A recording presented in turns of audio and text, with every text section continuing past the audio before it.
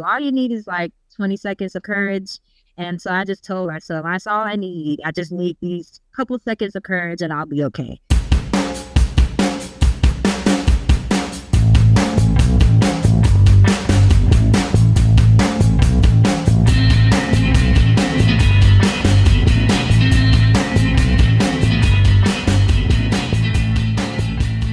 All right. Hello and welcome to Developers After Dark. It is May 2nd.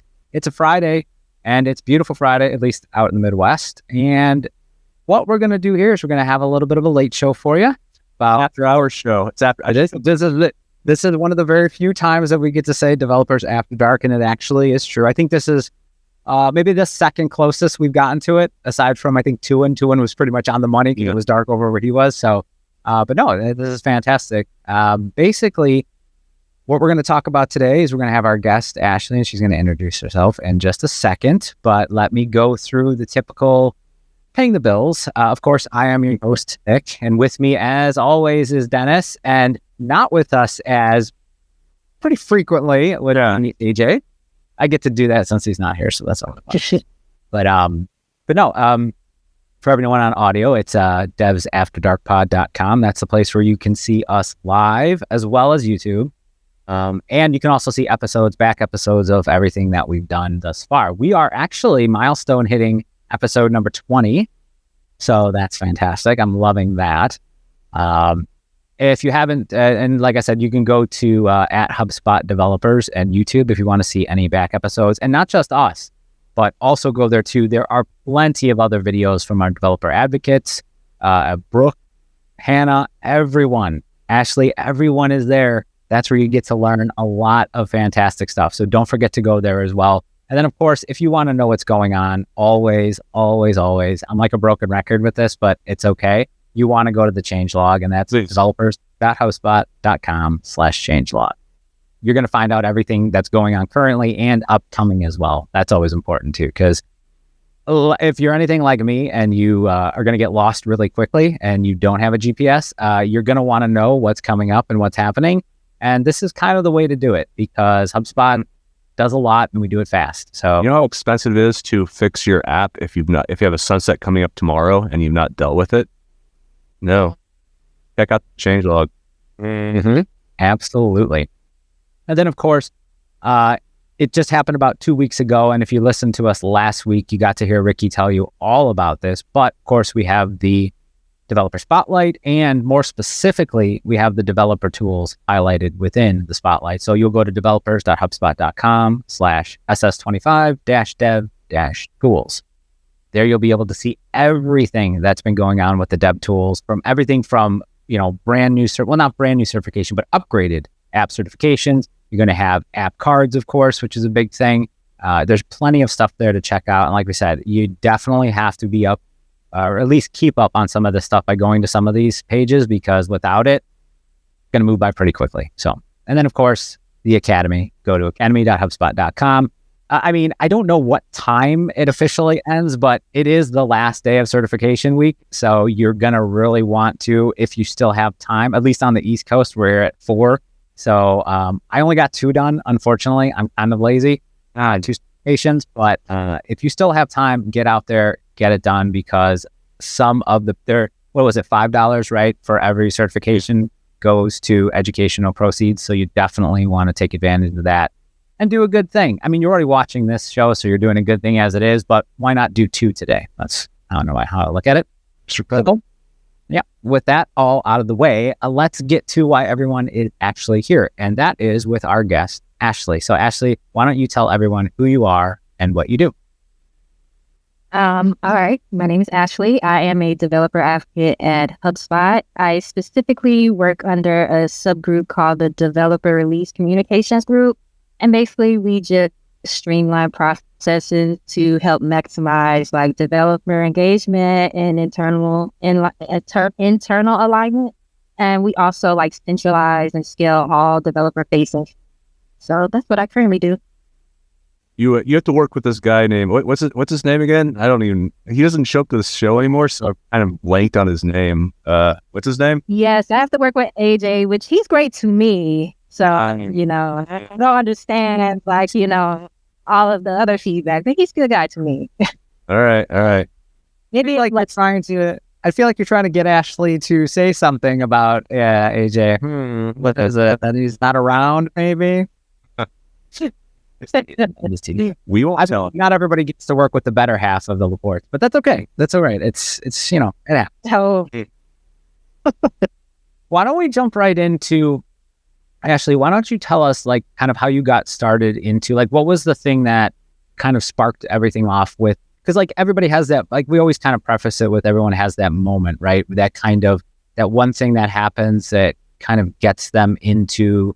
Like for us, it's the HubSpot industry essentially, right? Like what HubSpot does. Like what was the one moment that kind of happened with you that kind of got you into this whole tech sphere and got you interested? So before I got in tech, I worked in operations for like 10 years, and I feel like I just hit a ceiling. I just wasn't fulfilled anymore. I wasn't being challenged. And, working with technology and code is something I grew up with. I grew up with a computer. I worked with computers in high school. So once I got to that point where I was just feeling unfulfilled in my operational career, I just kind of quit my job and just went soul searching to figure out like, okay, what do I want to do next? What's more fulfilling for me right now? And knowing that, coding has always been something I enjoyed, I decided to just explore more. I started off just freelancing, and then I went for my first my professional developer job at Warner Music, and kind of just been in the tech ecosystem since then. Warner Music, eh? Yeah, it was actually a really cool job. I built a lot of cool applications there for their fan engagement department. Yeah, it was a really cool job. I will say that. That's awesome. Was there a moment where you kind of thought to yourself, like, because I know you said you kind of felt like you hit a ceiling. Was at that point, did you had start looking and found HubSpot, or were you aware of HubSpot at that time, or was this still? I wasn't aware of HubSpot at that time. I didn't discover HubSpot until kind of later on into my career. At first, I was doing development for Warner Music for a while, and then I actually got into developer relations at first with Wix.com, and then that kind of led me to HubSpot from there. So I came in it kind of not knowing what HubSpot was and kind of just learning what on the way, but just knowing that it was a product people love to use, and I wanted to be a part of it. That's awesome. What was that transition from Warner Music to Wix? I mean, that was like a different role altogether, right? It was. So the only reason I kind of left that role was because they shut down the whole fan engagement department. But within that job, I knew like I enjoyed building applications. Like, again, we built some really cool things for the different label artists there. And so I love to code, but just knowing how I needed to like pick up things quickly as a developer and having to learn things on the job, I knew I kind of wanted to enable and empower other people in my position to be able to pick up things quickly too. So I just started kind of searching within the, tech industry to see what was possible for me to be able to explore that. Mm-hmm. Yeah, the transition was actually fairly easy. I mean, DevRel is different at every company, but I was able to kind of just ease right into it because I already had that passion to want to like knowledge share and, help build a better product for people. That's awesome. Did you get to meet anybody, like any musicians? Did you run into them in that, or? I only got to meet Grateful Dead. They were the only musicians I got to meet, but the label that I worked for was Rhino Records, and so they like Fleetwood Mac is under them, like Aretha Franklin, like a lot of the greats are under them. And I actually built a application to be able to capture like viral moments on social media, so we can like help boost like artists, sales, whether it's tickets or CDs. And this was at the time where like TikTok was like just coming out. Anything you post on it was going viral, right, and everything. And I was able to like capitalize on like, it was some video of some guy, he was like drinking juice on a skateboard and he was listening to Fleetwood Mac. And we were able to kind of like capitalize on that, on that video going viral through the application. So, yeah. And I know what you're talking. I know exactly the video you're talking. Yeah. Awesome. Yeah. I'm sure everyone does. I act like I'm the only one that's seen it, right? But yeah, no, that little known fact too. I actually lied to Dennis and told him that the font Libre Franklin was named after a reader. That's my contribution to being a smart aleck. But no, that's really, really cool because like for me, like doing that kind of stuff is, I don't know. You also seem like somebody who really wants to, when you build something or you're creating something, like the enjoyment is how everybody else gets to use it. Yeah. You know what I mean? Because there's people who are like, I built this awesome thing. It's really cool because look what I did. The first thing you said was like, look, everybody else got to see like how everybody else got to it. Yes. I think is like fantastic. That is like the most beautiful mindset to possibly have when you're curious about anything, right?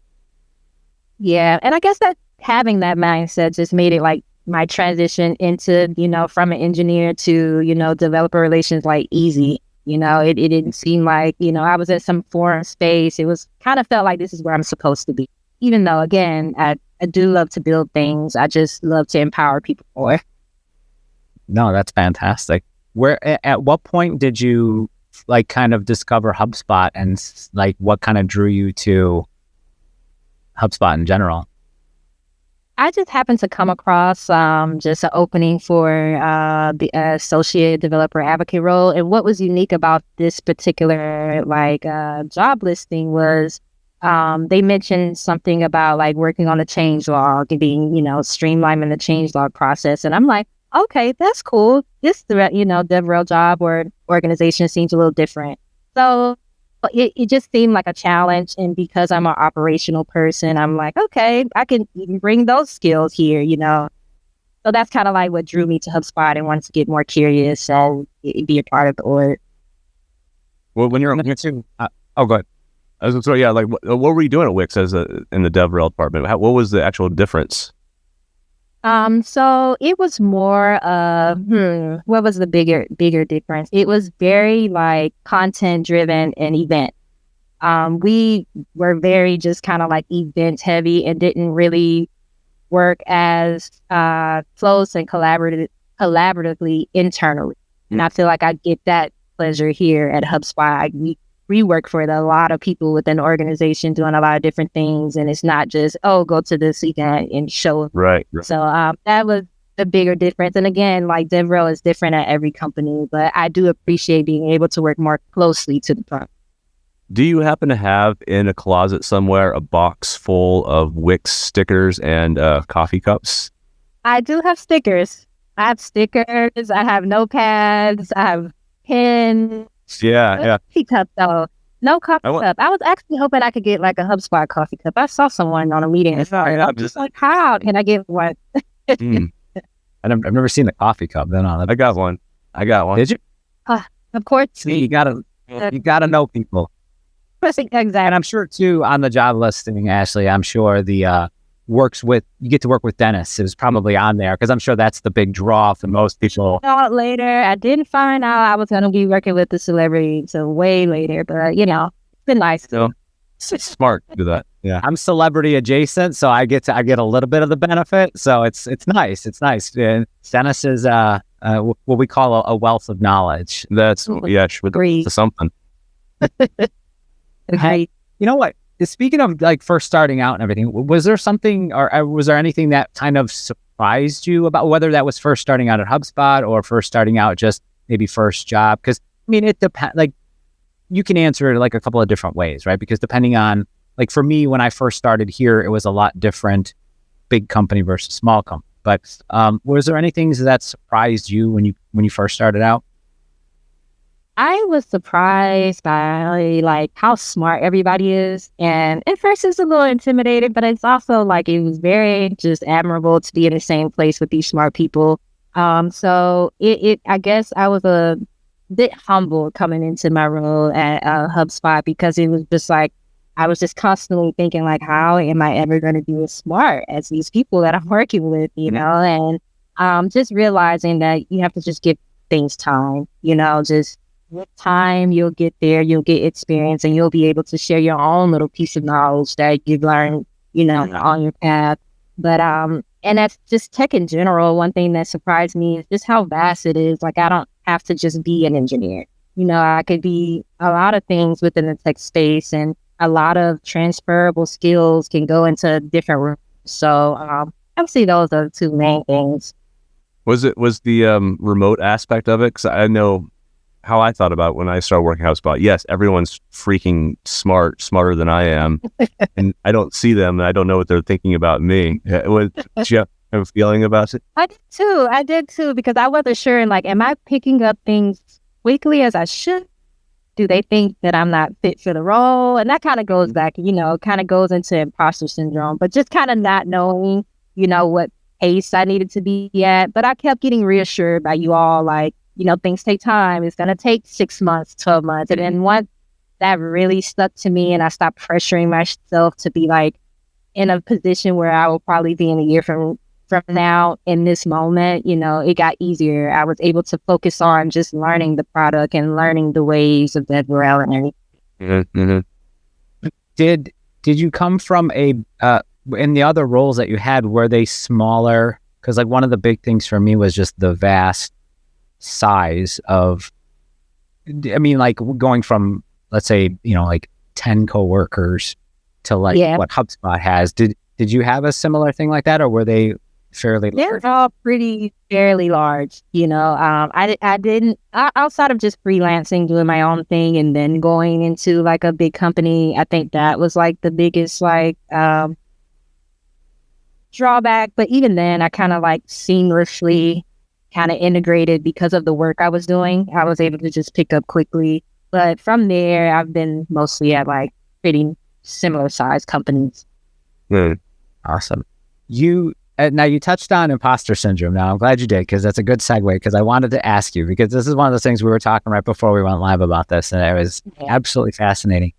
Tell us a little bit about, because one of your milestones, or we call pivotal moments, was, I'll let you explain it. Explain the situation, but I want to commend you on it too, because the subject matter of it and talking about it it's impressive. So tell us a little bit about that part. Wow, good build.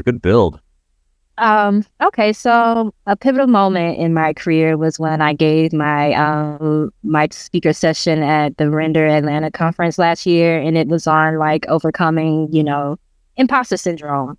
And at first I was a little hesitant because I'm like, oh, this is not a technical session. Nobody's going to be interested. Should I be focusing on tech? But I just thought it was valuable. It was something that I had been dealing with, all this time. And I just kind of wanted to share ways that I, overcome it. And I was really surprised, like, by like the response I got. Like, it was a completely filled, room. So it was standing room only. So many people reached out to me on LinkedIn, like, thank you. I learned a lot from the session, So it just felt nice that, like, despite it not being a specific technical, subject, I was still able to like give value to other people, on a subject that is touching us all. Like, I still deal with it today, like I still deal with imposter syndrome to this moment. I just kind of navigate it better, able to kind of shut down those thoughts or like, pivot away from that doubtful thinking. But yeah, that was definitely a pivotal moment. I had never done a speaker session, so that was also a thing. I'm like, should my first speaker session be technical? They're gonna, think that I'm a tech professional, even though I'm talking about this thing. So still having those imposter syndrome doubts. Why trying to prep for an imposter syndrome session? I have to add to that though, because you were like in the 2 months into working at HubSpot when you did this? Yeah, it maybe like 6 months, maybe. Like what? What is that? That's intense. Yeah, but I'm really grateful I did it.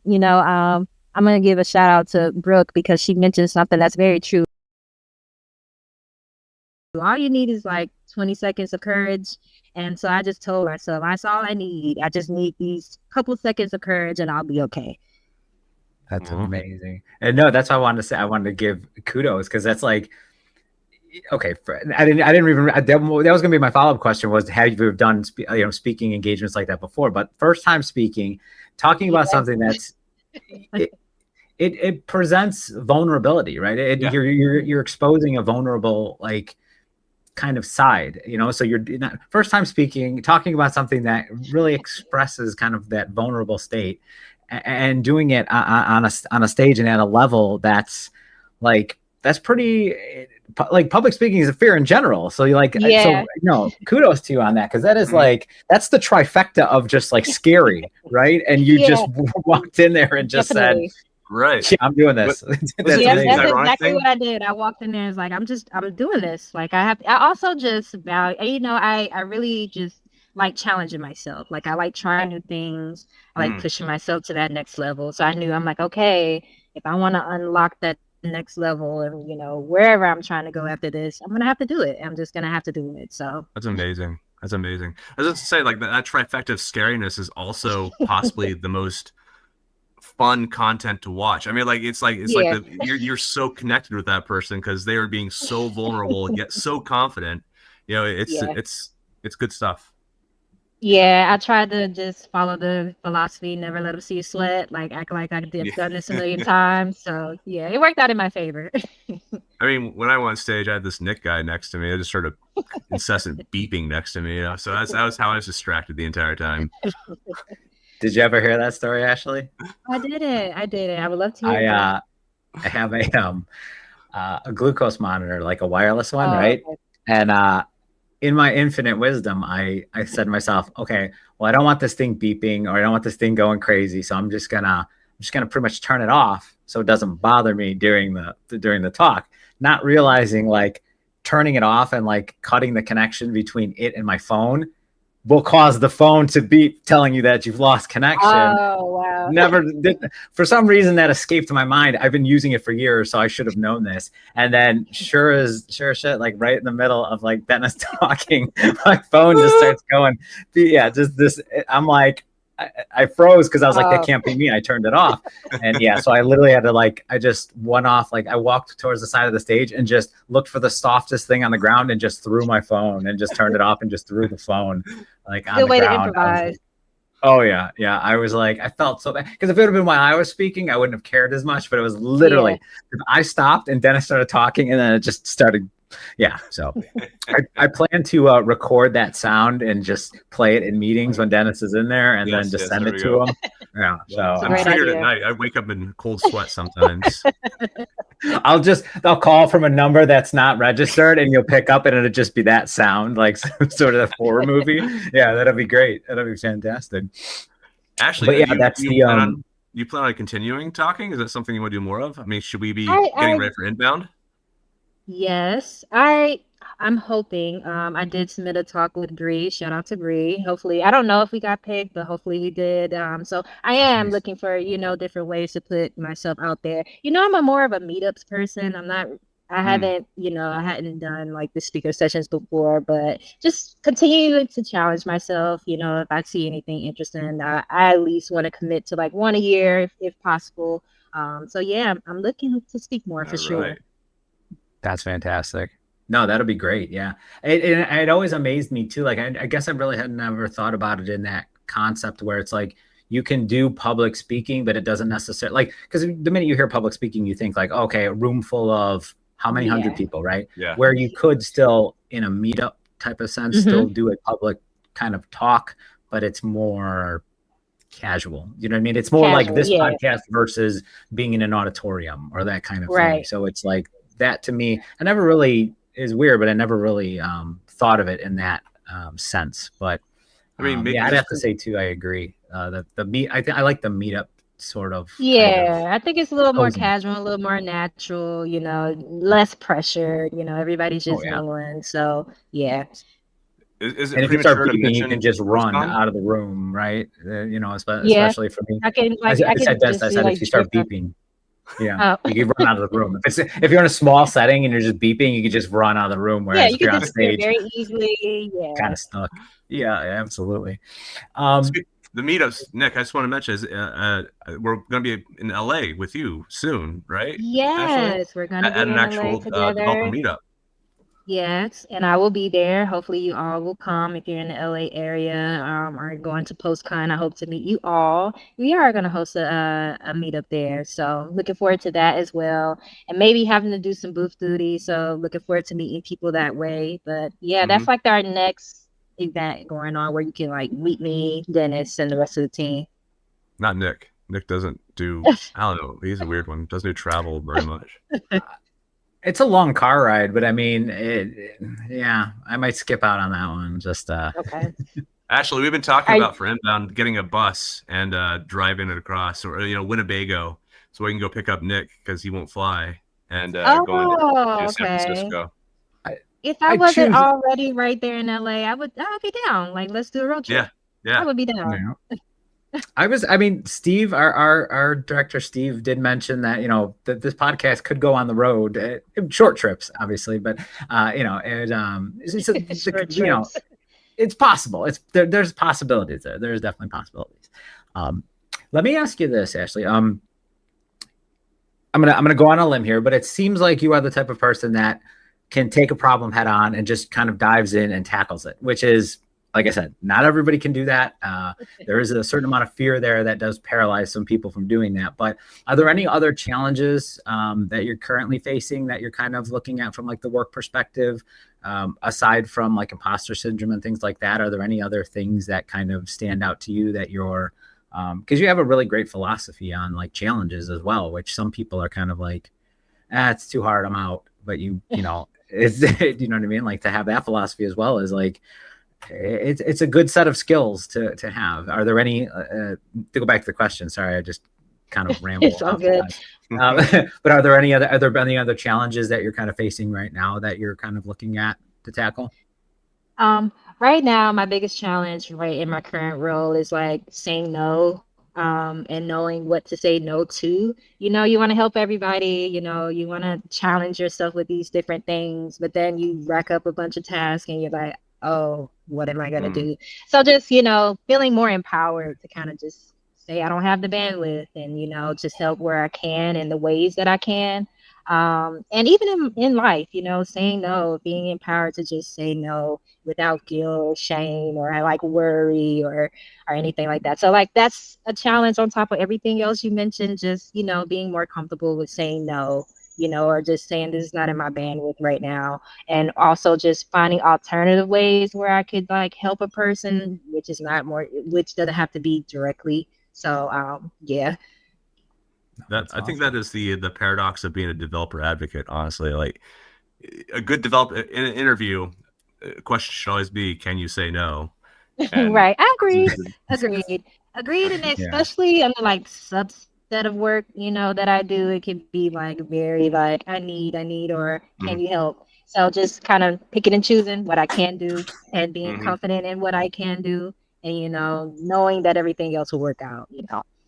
Master that, and you just teach me. Okay. Yeah, I was I gonna got say, you. yeah, it's so hard to tell. Yeah, I it's because got you you. want to like help everybody, but you don't want to Yeah. ever say like I can't help you, right? Because that's, I mean, when you're Yeah. saying You no in a never sense, want to you're say that. You just never want right, to say right. no. Yeah. Because it's like one of those things you never want to hear either when you need help, right? So it's Right. like Yeah. it's really hard Agreed. to, yeah. But no, I've I gotten used to completely. it. Nick does that to me a lot. He's just Oh yeah, I tell Dennis no all the time. I was like, yeah, no, I it didn't can't give you a happen. reference to be on this show, Dennis. No, I can't do. I can't make you famous, Dennis. No, sorry, stop asking. Ben is already famous. You don't Mm, let him trick you into thinking he needs That's any true. more fame. thank you, thank you. That's very true.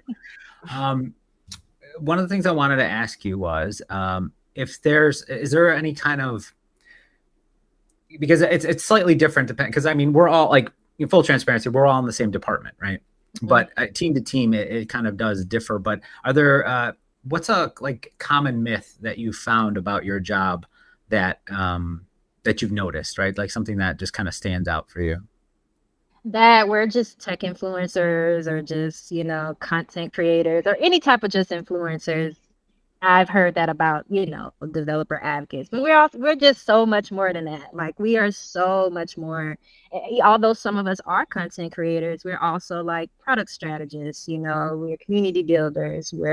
We write technical content. We help, drive product adoption. We do all those things. And sometimes it can be through content, but that's just not who we are. So I would say that was like the biggest myth, that we're just some type of tech influencer. Yeah. No, that's cool. Shout out to Ashley, because she does like the developer feedback, and she triages all Yeah. that. And man, that's a painful job. You do a great job of it.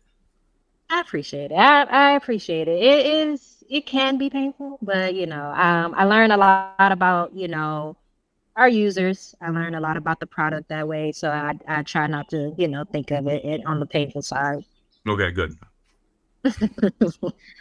Would you say then that your favorite part then is, I know, because we touched upon it a little bit. I'll ask you, like, what would be your favorite part about knowing that that those are some of the common myths about it? Then what is like one of the favorite parts about the job that you do currently? I really enjoy, in any way that I can, just helping, building products that people love to use and that really, meets their needs. So whether that's with a piece of content, whether that's like putting a resource in the newsletter, whether that's like a social post or whatever it could be, just making the product better that the, users love to use and that they feel is, does the best for their needs. So I think that's like my favorite part of being in DevRel. Oh, that's awesome. And also working with really great people. I work with some really great people, very smart. I get to learn from them every day. So that's another part. I love it. No, that's fantastic. How about, this is one of the questions I love personally, just because of the fact of, and obviously you get a different answer every single time, but I think what you can take out of the answers, especially since, I mean, even when I'm not on the podcast, even when I've asked people this, no one's ever given me basically the same answer. Not even close, but like with regards to like mentorship, like what is some of the best advice that someone's ever given you? It could be within the industry that you're in. It can be just like throughout your career, but like what is like some of, and there could be more than one if you even wanted, but so what is like some of the best advice that you've been given? I think the best advice that I've been given is like, stop taking it personal. Like sometimes we do our very best and sometimes we fail, or fall flat, or it just doesn't work out, how we want to, or anything in life. And a lot of times it's just not about us. Sometimes it's always about the business. And once I just started looking at the bigger picture and stop, internalizing it, like, is it me? I'm a failure. I'm not doing this right. That was like some of the best advice. Like, stop taking it personal. A lot of times it's just not about you, and you just have to kind of just pivot and not internalize everything. Do you have any tools that you use to actually do that? Because I have to admit, that's a hard one, right? Probably one of the hardest. Yeah. I think that, just being confident in my abilities, knowing that I did my best work, and then just, seeing what lessons I could take out of it kind of helps, and then truly understand, like, it's just business, when you see it happen to another person or or in a different way, that you start to understand, like, okay, it wasn't about me at all, so just staying confident in my abilities, seeing what I can learn from it. If it is about me, those are kind of the tools. It's one of those things where I feel like it isn't something, like, even with the advice, it's never something that you ever will be able to be like, oh, I've been given this piece of mentorship advice. Now I can correct it. Check off the list. Like, I feel like it's one of those things that you will constantly have to. There was another one too that I can't remember who we were talking with a couple of weeks ago, where it was the same principle, where it was like, sure, it's easy, and if it's written out, if you read it, sure, it makes perfect sense, should be easy, but like constantly you are having to remind yourself to do that. Even currently, like, I still take things personally, and I have to stop and kind of be like, whoa, okay, let's read. You know what I mean? Like, I get way too like focused on it, and like they call it like the 10,000 foot view, and just kind of like go back and be like, okay, this has nothing to do with me. Why am I even getting taking a step back, like allowing yourself to, like, feel those frustrations. We all want to do our best. Nobody wants to hear like, oh, like, it didn't turn out, how we planned. So just taking that step back and kind of just allowing ourselves to, like, okay, I'm frustrated. I wanted this to look a different way, but it didn't. Is it Right. is it really about me? Or, like, how can I see this differently? And just talking yourself kind of through Yeah. those moments help too. It's nice. Oh, go ahead, sir. A former employer of mine would send out these emails. And I always took personally for a while. Then I realized he did this all the time. He'd always do all caps on it, so it looked like he was yelling at you. And I realized you just don't know how to type. You don't know how to turn off the caps lock, so it's not a big deal. Yeah, But like that those whole are like the remote best thing, moments, Yeah. Those are always the best moments when you realize, like, oh, this is that, everybody, you do this to everybody, or this is always Right. happening, or this always happens that way. And then you're able to like bring yourself back to like, okay, I'm good. I got Exactly. this. But I feel like technology has just changed how we have to be able to emotionally evaluate what people are Agreed. trying to say. Like, when you don't when you communicate only on Slack or a text message, so much context is not conveyed through that form of communication. You Right. feel like, oh my God, this person hates me. Yeah, I've had a few moments like that. Because we're all just typing and you're deciphering, well, oh, he put a dot this way today. Is Yeah, that what I mean? right. Right. Yeah, I get that. Another shout out to Caitlin too with the being more human on Slack. Like it really, really makes it that much more important. I really did also too. I really love your answer on the mentorship as well, Ashley, because it kind of brings it full circle to the imposter syndrome. Because like when you're taking things so personal and you get so hyper focused on it and assuming it's about you, you start to like, then that self-doubt creeps in, and then you start thinking like, well, I must not be good enough, because like this is like, look at how they're all talking about me when so yeah, Right. it's so important. Yeah. And it's kind of nice how that kind of helps it helps alleviate a lot of like some of the little pockets of issues that come up when you are kind of hyper focused like that, and maybe taking something personal that it's not. So it's no, but it's a really beautiful way of kind of looking at it. And like I said, and honestly, there should be like some one of those like I have one in the office here where it's like keep calm and carry on type things. Don't take it personally should be one of those signs as well, where it's like just so you can look at it maybe once an hour, just to remember that is in fact. Are you saying we got some Developers After Dark swag coming out with that on it? Well, I mean, you have volunteered for me to sign a bunch of stuff, so I mean, I guess we should have something in the works. Now I have to ask for a shirt. I don't have anything Developers After Dark, but I think I've seen Dennis with a shirt, and I was a little like, Dennis has everything. We're gonna get that. Okay. Yeah, we are gonna get that for people. That's in the works. That is in the works. Okay. We're trying to get there's a lot, there's t-shirt cannons, there's some things that we kind of have to scale down, because we're shooting for the stars here, but like we're gonna have to be a little bit more realistic in our approach there. It's a process. It's a process. So okay. But let me kind of shift gears a little bit, because for a good portion of most of our episodes, we definitely like to talk about the careers, right, of a lot of our guests. But then there's also the other half of our guests, and that is they're kind of like IRL, or in real life, right? And the reason we do that is because like a lot of what we do, not just within HubSpot or the company we work for, it kind of shapes who we are and like shapes the way we approach things. So one of the questions I had for you was like, when Ashley isn't at HubSpot and isn't working, like what does Ashley do to unwind? So I'm a big music person. I love music. I DJ and I collect vinyl. So a lot of things that I do to unwind definitely is surrounded by music. And again, I collect records everywhere I go. We just went to Dublin and I brought back a big stack of vinyls, like just from all the different record shops that I went around. So anything involving like, I have like a sound system. So I like to put a record on and just vibe out. That's definitely how I unwind. I'm also a photographer, so like if I need to walk down the block for something, I use that kind of like as a photo walk to just kind of shoot the things around me and see what I can create that way. So anything that I can create, anything that I can listen to, that was exactly how I unwind.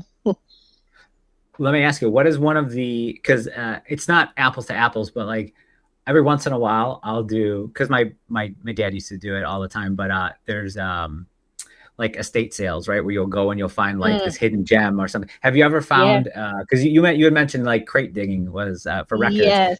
Have you ever been at a place where you have found one where you've had to actually like stop and look around and be like, is this real? Is this like, I have to buy, Oh. this is like gold. Like, have you ever So when run I into was any of in those? Dublin, I was actually very surprised by the music selection in Dublin. I don't know what I was expecting, but it had a lot of hip hop records, like a lot of like jazz and stuff. So I found this like hip hop single, and I'm just like, in Dublin? I'm like, that I could find this here. So just that would be like the latest place that I could say like I found like a rare item. And also, again, like you mentioned, like estate sales where you're finding this, like, I'm a big Sade fan. You can pretty much find her records anywhere now, but I found one of her records for $1 and I'm looking around like $1. Are you seriously gonna sell this, for $1? But Right. I am not above going anywhere to, shop for records. Like I've found them in like thrift stores. And when I was living in New York, a lot of people would sell them on the street. So a lot of my collection is just from people, selling it on the street. So anywhere I'll buy a record, any place. Are you the master of the mixtape as well? Do you compose your own, you like song? Like I'm feeling like High Fidelity for some reason. That movie, it's just hitting my head right now. I'm not sure if anyone's watched that or not, but I do make playlists. I'm a big playlist person. I make playlists all the time. So yeah, I definitely have like a whole like log of a playlist. Maybe I'll have to share it with you guys. I think that's But kind of required at this moment. I feel like, can we have a playlist for the description? Can we put okay. the link in? Like, Yeah. Yeah. we need Okay. a I'll Devrel definitely do that. radio, a Yeah. Okay. definite Devrel Yes. radio for Please sign me sure. up. Sign me up. I would Yes. love that. I would love to do the Denver radio. That would would be such a be cool idea. that would I be love cool. it. Yeah. I love it. I mean, we could play We could do episodes like of podcasts on it and all kinds of weird we stuff. could. like We a could do great like a idea. collaborative playlist. Yeah. Mhm. Oh yeah. Let me ask you. There, because you mentioned you also DJ too, right? As well. Yes. Yes. Vinyl. That's that when you said that, and then I saw it in the questionnaire, that after we've been talking, it doesn't surprise me, because like creating things for like other people to enjoy, like what's better Goes hand than, in you know what I hand, mean? You're huh? creating playlists, or Yeah. you're creating, mixes for like, it's huge public consumption, right? Just like an app, just like anything else. So that's like, do you find the same, and I mean, this is kind of a loaded question, because maybe you probably do, but do you find the same type of like enjoyment when you're creating like, well, whether you're creating like mixes or you're creating like set lists for when you're DJing, as you do like when you're creating apps and stuff? Is it that same, do you get that same type of feeling when it like, I never really associated the two. But it is like it's coming from the same joy, like just Right. wanting somebody to like, learn something, on the music side, I'm big on trying to get people to listen to music that they probably don't listen to often, or discover a new artist. So yeah, I would say it kind of goes hand in hand. It's like, again, it's from the same joy. So yeah, I would say it goes hand in hand. probably should have mentioned I asked weird questions probably before the No, it's podcast, but yeah, that's okay. okay. It's okay. It's okay. Why not ask it like, more than halfway through, right?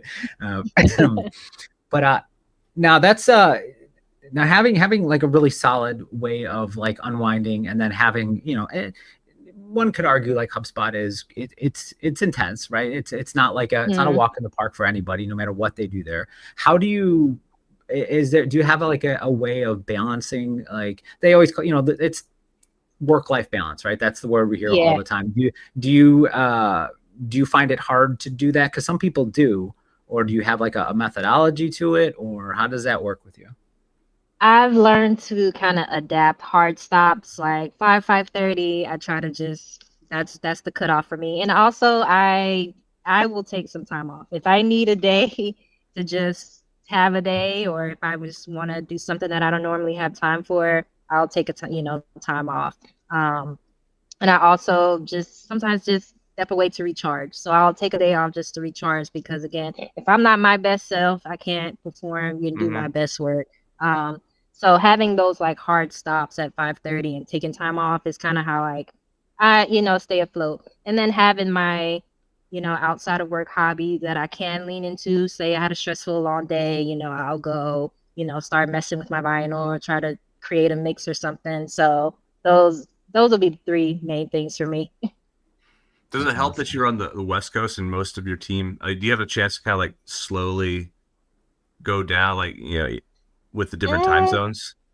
I feel like by the time I'm signing on, I'm playing catch up, which is why I'm Yeah. enjoying being on Central Time because I feel like we're all working at the same pace, and like Ah, my interesting. days seem a little easier towards the end instead of like on the West Coast, it's a little more intense. Uh, Because I'm Curious. just playing catch up and everything, but yeah, I do enjoy being more on the Central side because again, we just seem to work more collectively, but Mhm. yeah. It truly is the best time zone. I mean, I'm I'm not pretty sure it is biased, as but well. it's I'm not really is. gonna lie, it's working well in my favor. Right now, I'm visiting my parents in Alabama, so they're on Central Time Zone. And it's been nice. It has Yeah, been really nice. I That's remember. I awesome. mean, just the time difference for television. Like things start so late on the East Coast. It's I Yes, guess yes. I guess That's fair. streaming's the Mhm. thing now, right? People. I'm Right. sorry, I'm very Yeah. old, so I'm That's- talking about some antiquated Uh, things. Dennis, let me introduce you to this thing called Netflix. You're gonna love it. You're gonna love Interesting. it. It's great. Yeah, you'll never turn back. I was gonna ask you about the photography, because because I did a couple class like throughout. I think I did a class in. I'd have to ask AJ because we did a lot of classes together that one year. Mm. But I did photography. I know I did it in community college, and I think I did it when I was at Eastern. But there were people that went in those classes where when I would talk to them, they were either I'm trying to think of the right way to put but there was definitely a camp of um, digital photography and a camp of no, I like to do it the old way because they in one of the Yeah. classes we actually learned to like develop the negatives and stuff in a dark room and Mm. that. Do you That's lean one cool. way or the other with that, or is it just I don't lean one way or the other. I do both. I have like film cameras and I have digital. I think what it was for me, I approach photography like just kind of like knowing the basics, kind of just kind of how I am as a developer. You want to start learning the basics. And what I Hmm. actually did was I created myself like a little, I guess you could say like a manual, like a photo book of all like the terms and how to capture pictures, certain pictures a different way. And Hmm. I think that helped me like just go either way. Of course, I wanted to explore both mediums to just see how it worked, but they both have their plus, pros and cons. I feel like with film photography, it's a little more candid. With digital, you can kind of really, I guess like curate the moment. So that's like the biggest difference for me. But I don't lean towards more than other. I just kind of like once I learned the basics and the principles, I just kind of applied it to whatever tool I wanted to use at the time. Yeah, I've discovered that film is expensive these days. Like getting things developed. And that's another thing. Dang. Like it just spiked, and like film is so expensive now to where I don't shoot film as much. So that Yeah. may be a reason Yeah. why I lean more on digital. But that is very true. Like since the pandemic to now, film is so expensive. Like I'm Wish you would scared have to told me like that. use the rolls. Yeah. I I'm wish you kind would of have told like me that. scared to shoot my rolls now because it's like $1 million to replace it, and I don't Right? have $1 million Seriously. right now. So Seriously. yeah. We thought we were good parents and got our daughter a manual, like 35 millimeter camera to take Mhm. with her to Yeah, Dublin. that's cool. And she Oh, shot 3 rolls of film. And I didn't realize I need to take a small loan out on my house to actually get those things yes. processed. Yes, agreed. Like it's very expensive. But I do see a lot of people kind of like doing the development as well, with the negatives themselves now. I don't know if Hmm. that's cheaper, but I have seen like a more uprise in that because again, film is $1 million right now. Yeah, yeah. You also mentioned too that you video editing. I Yeah. just yesterday installed Adobe Premiere and just started messing with Oh, it. okay. So That's at cool. Dennis's request, because like some of the stuff we have to do for this show and then like for like shorts and stuff. I hated having Dennis do all of it because that's not fair to Hmm. dump it on him. Sure, But like, sure, sure. are you? Is that something that you've always been like into and always been doing, or is that something you picked up quite recently, or? I think it's something that I've always been doing, but kind of got more serious recently with it. I would say I'm pretty good, but I look at some of these videos out here and I'm like, oh, I can do much better. I wonder what software they're using. But I do like Premiere. I use Premiere a lot. When I want something like quick and easy, I use what is it, CapCut? I think that's another one that's pretty big. But I do like Premiere. I lean heavily on Premiere. And I just go in and start tinkering with stuff, just trying to see what button does what. But it's something I definitely picked up here recently. I don't know. I just been drawn a little more to video. I think that's just the age we're in right now. It's video everywhere versus just still photos. So really looking forward to where I can take that, how I can get better, what other tools are out there. Again, right now I just kind of lean on Premiere. So I'll be curious to see what other tools are good for video editing. Excellent. No, yeah, because it was just looking at it for the very first time, opening it up and trying to do stuff. I probably spent hours just watching videos of everyone else doing it very well, and then tried to like. So it was a little rough. Yeah, it was a little rough. Is there one that you like more? Like between the photography and the video editing, is there one that you like better than the other, or is it for you? Because I know there's some people where, like in that space, they see it all as kind of not the same. I don't want to say it's the same thing, but there's so much kind of, and again, I know it depends on what you do, because like there's, photo editing and video editing, and then depending on the digital, you're using some of it within each other. But there are some people that I talk to that are like, they shoot video and they're video editors and they're not much on the photography. Do you have one that you favor over the other, or is it kind of just it's not, I don't have one that I favor over the other, but I've been a photographer longer than I've been doing video. So it's just, I'm more of a photographer than a video person at this point. But I would love to kind of get on that equal level with video. I'm just starting to kind of just shift how I storytell in a different medium, because I'm in a new place. In New York, I had to walk everywhere. In LA, I don't get that luxury.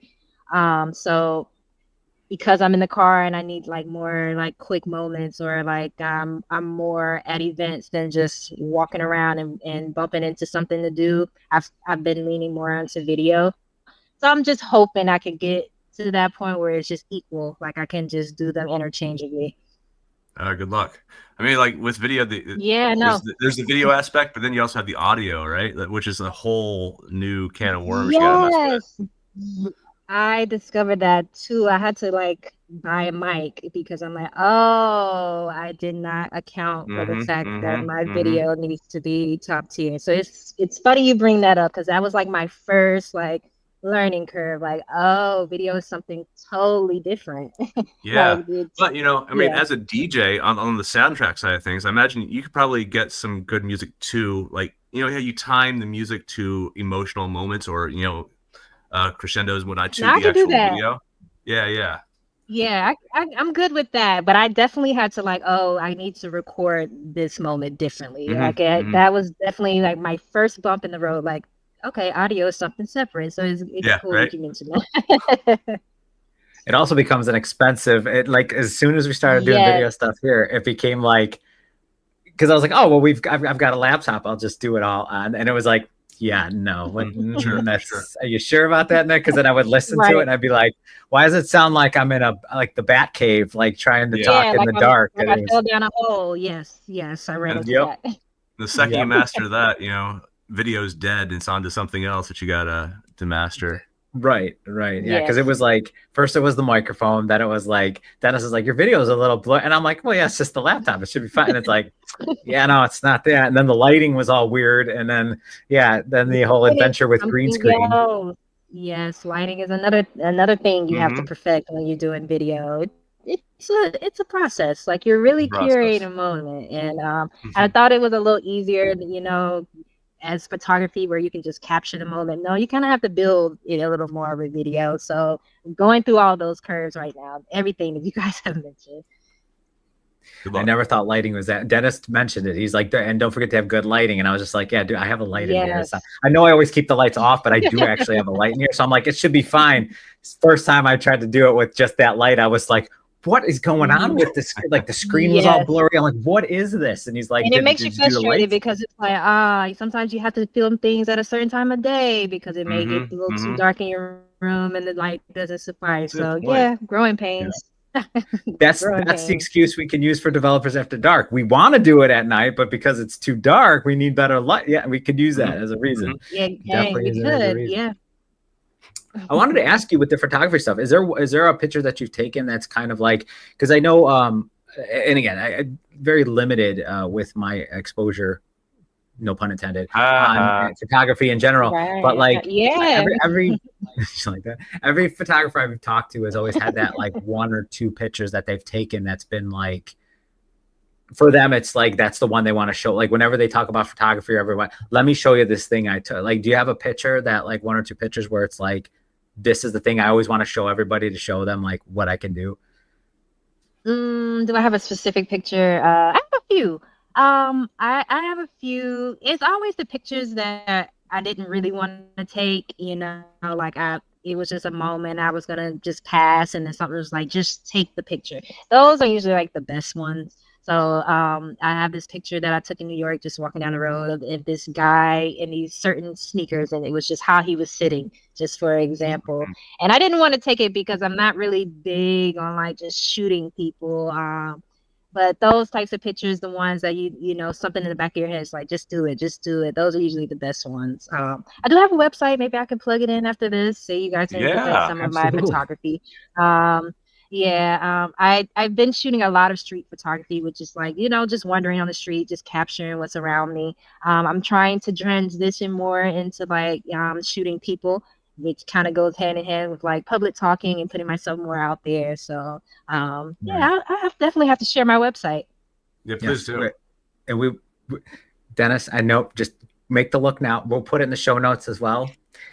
When just so you should, that'll be done in maybe 3 to 7 years, I think, is when. What is that, the current? Yeah. The wait, please wait on hold. The wait time is 3 to 7 years. Yeah, I'm a little slow on the draw when it comes to getting the show notes down for episodes. Okay. Because I have to go back and watch the episode again and take notes, because I don't do it well. Take time. Right, because I don't want to be like in a podcast and like literally looking over here the entire time and typing. It just looks weird, because that's what I would have to do, and it's just like I'd rather just sit and talk and then go You'd back. think with all the sponsorships, Nick, that we'd be able to have, some hire an intern staff here. Yeah, I mean, don't get me wrong. I'm a narcissist. I'll watch myself on video, but like not for that long. That's just too much,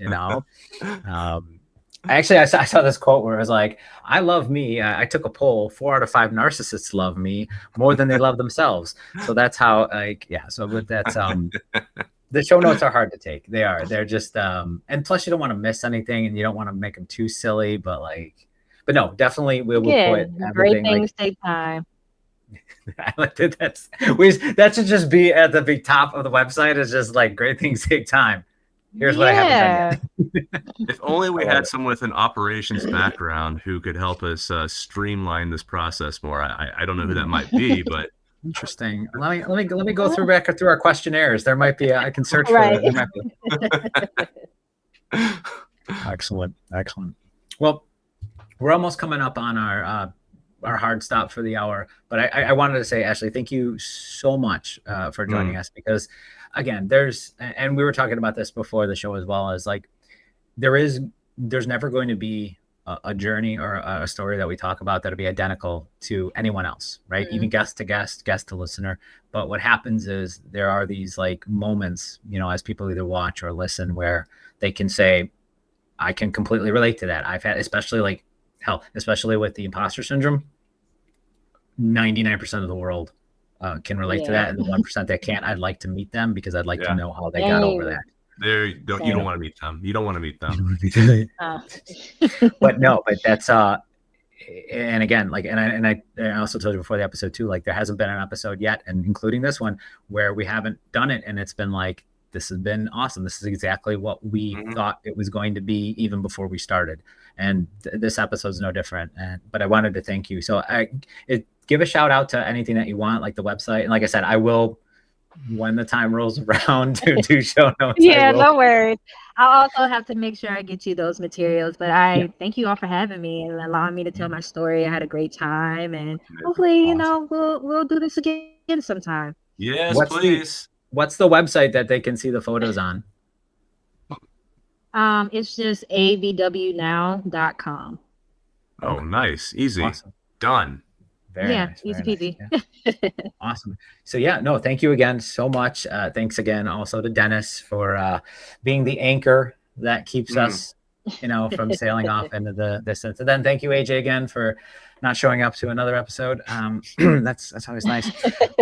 But seeing that we were on kind of a little bit of a music kick here too, I will leave you with what happened when I asked my AI agent what their favorite type of music was. They responded with algorithm and blues. So, Boom, boom. Oh, I'll be here all night with your waitress. Thank you very much. Wow. Wow. All right. I'm ending this stream right now. That's enough. That's enough. Please do.